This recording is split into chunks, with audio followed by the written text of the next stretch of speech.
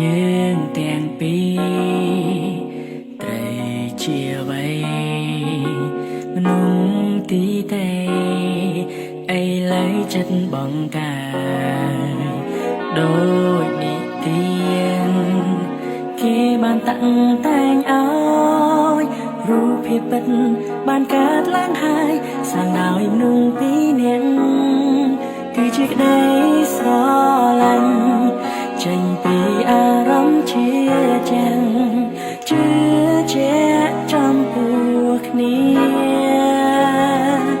ជានិស្ស័យក៏អាចថាបានឲ្យជួបរឿងចៃដន្យតែបងជឿលើអារម្មណ៍យើងដូចគ្នាក្តីស្រឡាញ់មួយនេះមិនដឹងចាប់ដើមពីពេលណាអ្វីដែលបងចាំសន្យា